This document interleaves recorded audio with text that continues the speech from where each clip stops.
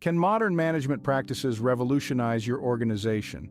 Welcome, seekers of innovation and change, as we delve into the enlightening book, Under New Management, by David Burkus. This revolutionary work challenges traditional management practices, shaking the very foundations of the corporate world. The book explores 13 groundbreaking strategies that dare to redefine the way we think about management. These strategies are not just theories, but practical, actionable steps that have been adopted by leading organizations, proving their effectiveness in the real world. From outlawing emails and putting customers second, to ditching performance appraisals and celebrating departures, each chapter of this book heralds a shift in management paradigms. These concepts are not for the faint-hearted, but for those bold enough to embrace change. The rewards are immense. So, are you ready to break free from outdated practices and step into the future? Let's begin our journey into the new age of management. Imagine a world where your inbox isn't overflowing. Impossible? The bane of modern existence, the unending flood of emails. David Burkus, in his insightful book, Under New Management, challenges this very notion. He argues that email, while seemingly efficient, is often a productivity killer, causing unnecessary stress and distraction. Instead, he advocates for alternative methods of communication. Think about it. How many times have you found yourself lost in a thread of replies or wasting precious minutes crafting the perfect response?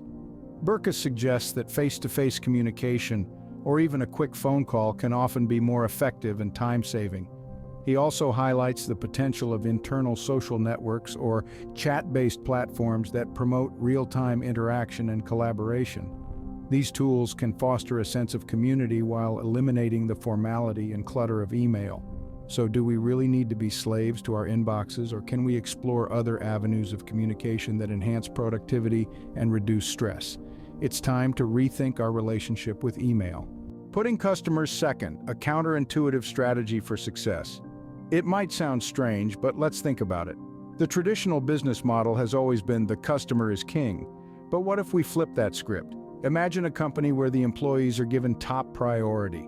Rather than focusing solely on customer satisfaction, we concentrate on employee satisfaction. This is not to say that customers are unimportant, but rather, we believe that by ensuring our employees are happy, motivated, and engaged, they will naturally provide better service to our customers. Consider this. A contented employee is more likely to go the extra mile, to innovate, and to invest their energy in their work. And who benefits from this? The customer, of course. When an employee feels valued and satisfied, they are more likely to pass that positivity on to the customer, creating a more enjoyable and successful interaction for both parties. In the end, happy employees create happy customers. Vacation policies. Do they limit or liberate your employees? Let's dive into this provocative question. The standard vacation policy, a relic of the industrial age, is often seen as a rigid structure that fails to address the diverse needs of a modern workforce. But what if we could replace it with something more flexible, more human? Imagine a policy where employees choose when to take time off based on their personal needs and work rhythm. This isn't a fantasy. Many forward-thinking companies are already embracing such policies, finding that they boost morale, productivity, and employee satisfaction. They've discovered that when employees feel trusted and respected, they're more committed and engaged. So, it's not about losing vacation time, but about gaining flexibility and trust. A flexible vacation policy is a win-win situation, a happier workforce and a more productive company. It's time to free ourselves from the shackles of traditional vacation policies. What if you paid your employees to quit? Sounds counterintuitive, doesn't it? But consider this. By offering a financial incentive to leave, you're essentially giving your employees a choice. Stay committed to your mission and vision, or take the money and run. This strategy, as odd as it may seem, can help to sift out those who are merely clocking in and out from those who are genuinely engaged and passionate about their work. It's like a sieve, filtering out the less committed and leaving behind a team of dedicated, motivated individuals. Yes, there's a financial cost to this approach, but the potential benefits, a highly engaged team, greater productivity, and a stronger company culture, might well outweigh those costs. In essence, it's about quality over quantity, about commitment over compliance, and sometimes, paradoxically, letting go can be the best way to hold on to the right people. Transparent salaries, a recipe for disaster or a tool for fairness? That's the question many companies grapple with today. Salary transparency is more than just revealing numbers. It's about cultivating an environment of trust, openness, and fairness. When employees know what their peers earn, they're less likely to feel undervalued or overworked. Transparency also paves the way for a more equitable workplace. It can help close wage gaps that often exist due to gender, race, or other factors. By making salaries transparent, companies send a clear message. They value their employees' contributions equally. But it's not just about fairness. Transparency can also boost morale and productivity. When employees trust their employers, they're more likely to feel engaged, motivated, and committed to their work.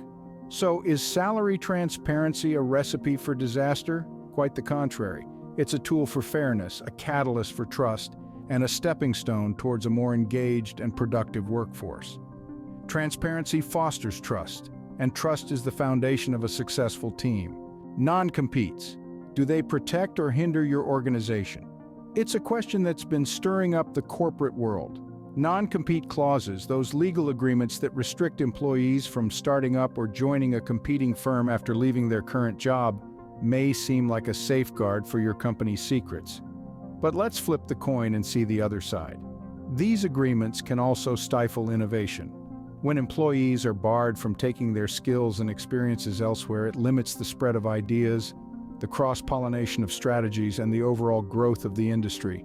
It's like planting a seed in a pot and never allowing it to grow into the wild. How can it truly flourish? Moreover, non-competes can breed resentment and discourage top talent from joining your ranks. Who wants to feel chained? Banning non-competes instead fosters a culture of trust and freedom, promoting creativity and progress. Innovation thrives in freedom, not in restriction. Performance appraisals, a necessary evil or an outdated practice? Traditional performance appraisals often lead to anxiety and uncertainty rather than motivation and improvement. They're a yearly dread, a ritual that brings more fear than fulfillment. But why? Because they're often subjective, focusing on the past and rarely instigate positive change. Imagine this, instead of having one big review each year, we have regular real-time feedback that focuses on the present and future. This approach makes it easier to address issues as they arise, rather than waiting for an annual review. Employees can adjust and improve continuously, leading to a more productive and satisfied workforce. Moreover, let's consider ditching the numerical ratings. They oversimplify the complex nature of human performance. Instead, let's have a more qualitative approach. Let's have conversations. Let's foster a culture of continuous learning and growth. It's time to redefine how we measure success. Hiring, a lone decision or a team effort?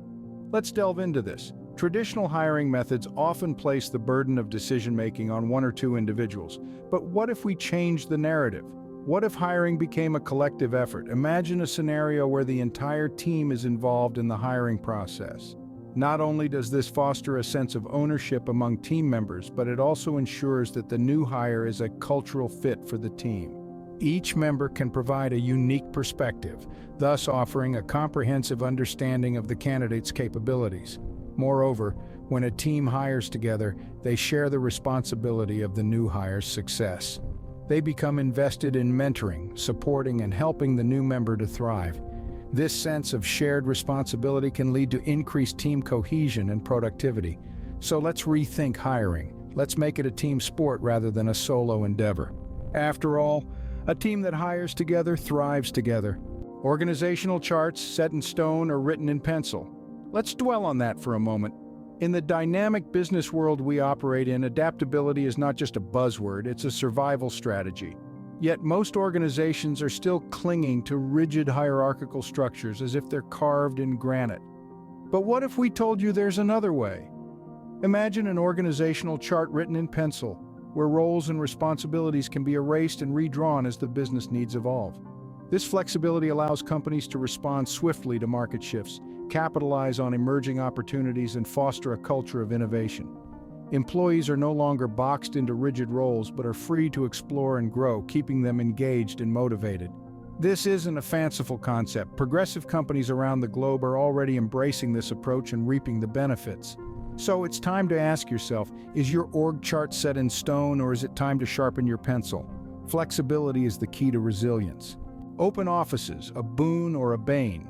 Now, that's a question that has sparked much debate in the corporate world. Originally designed to foster collaboration and break down barriers, open offices have become the norm for many companies. However, research has shown that these layouts might not be as beneficial as once thought. Open offices can often result in increased noise levels, causing distractions and reducing productivity. The lack of privacy can also lead to employees feeling more stressed and less comfortable in their work environment. So what's the solution? Consider providing private spaces for your employees. These spaces can be used for focused work, confidential conversations, or simply for employees to take a break from the hustle and bustle. Evidence suggests that such spaces can boost productivity, employee satisfaction, and even creativity.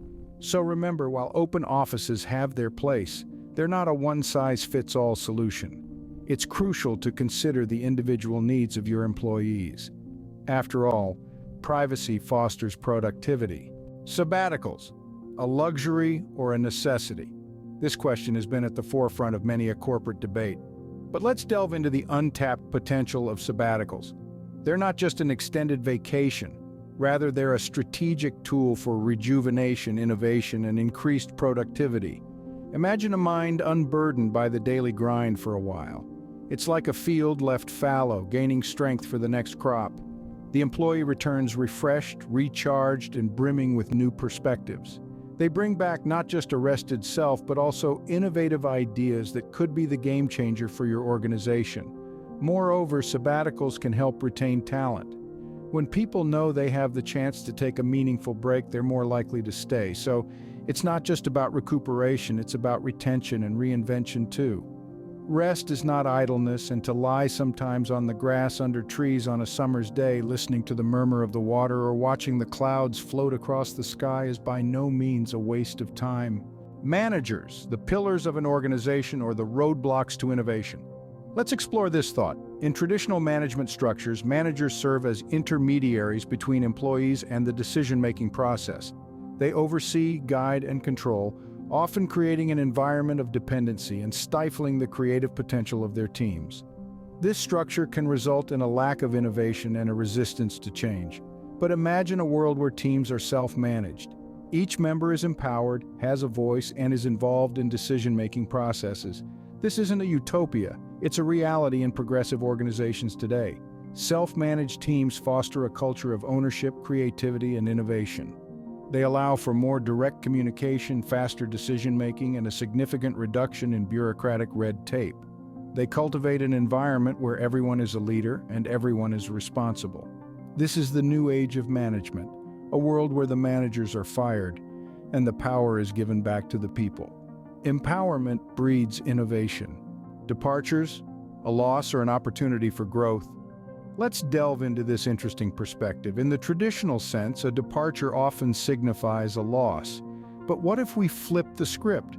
What if we started viewing departures not as a loss, but as an opportunity for growth and evolution?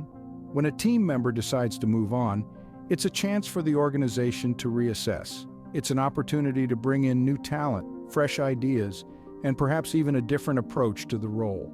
Celebrating departures also fosters a culture of respect and understanding. It sends a clear message.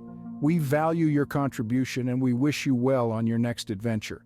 This perspective shift can have profound effects on the morale and productivity within an organization. It encourages a culture of personal growth where change is not feared but embraced. So let's celebrate departures, for they open the door to new beginnings. Because remember, every ending is a new beginning. So, what does it mean to be under new management?